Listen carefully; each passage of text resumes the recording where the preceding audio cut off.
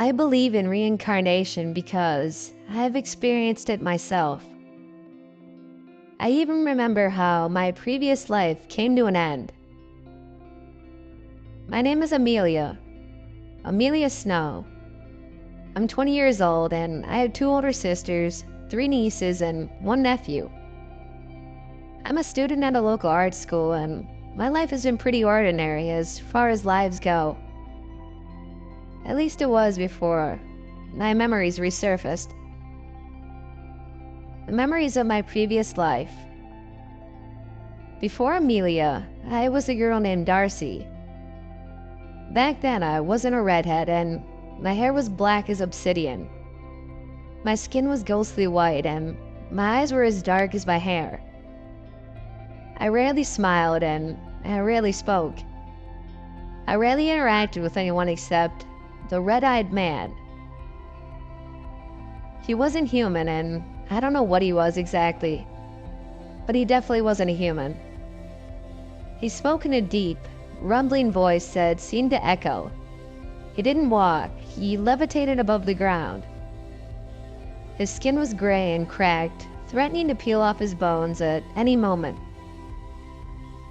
I lived in a narrow room with a bed, desk, bookshelves, and no windows. A squat door that led to a tiny bathroom.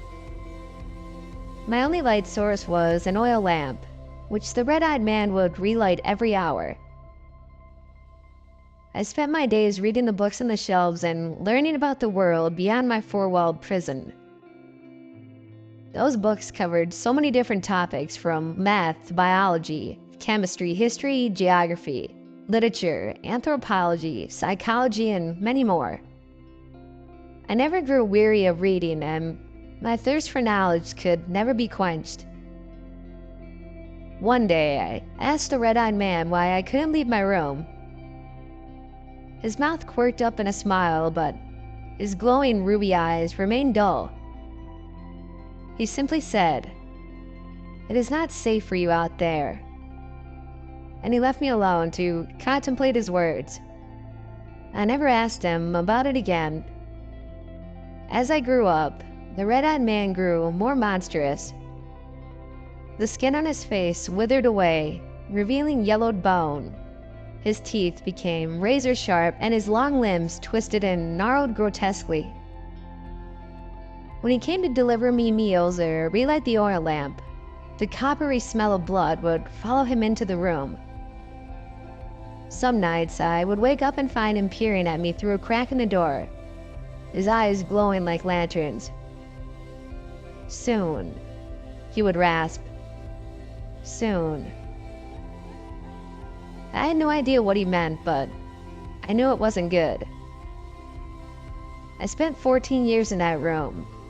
14 lonely years with nothing but books for company. Until the night the red man burst in, snarling like a rabid dog, his face twisted into a hideous mask of bloodlust. He lifted me up by my long black hair and sank his savage teeth into my throat. I remember it all so vividly. The sickening pop as his teeth punctured my flesh, the white-hot pain striking me like lightning, the warm blood gushing from my wounds.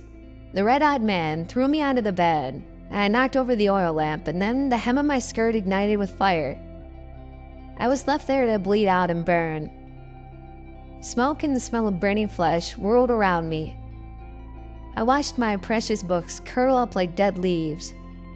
I watched my prison collapse around me, and I waited to die.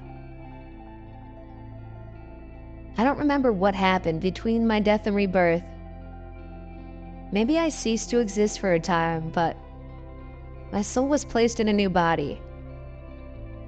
I began a new life as Amelia Snow, a girl who lived in the world Darcy had read so much about. I had a loving family and lived in a beautiful house. I was happy.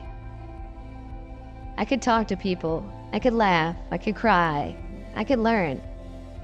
I could stare at the stars, bask in the warmth of the sun, and wander the vast earth. I could live, but I couldn't forget how I died.